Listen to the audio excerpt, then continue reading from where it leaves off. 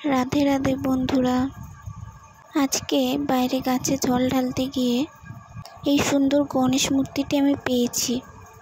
তারপরে ভাবি এই গণেশ মূর্তিটি আমি পরিষ্কার করব, করে রং করে আমি ঘরে পুজো দেব।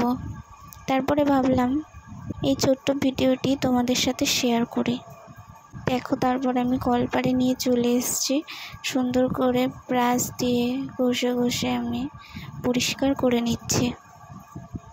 পরিষ্কার করার পর কিছু সময় আমি রোদ্দুরে শুকাতে রেখেছিলাম।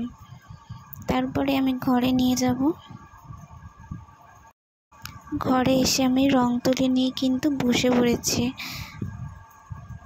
এবারে আমি হোয়াইট কালার দিয়ে বেসটা করে নিচ্ছি। পুরো মূর্তিটি কিন্তু আমি হলুদ কালার দিয়েই করেছি। আমার মনে হলো হলুদ কালার দিলে বেশি ভালো লাগবে। আমি দেখো চোখও কিন্তু এঁকে নিয়েছি সুন্দর করে। এবারে দেখো আমি রেড কালার দিয়ে কলকা করে নিচ্ছি। আমার কিন্তু রং করা কমপ্লিট। তোমরাই বলো কেমন হয়েছে।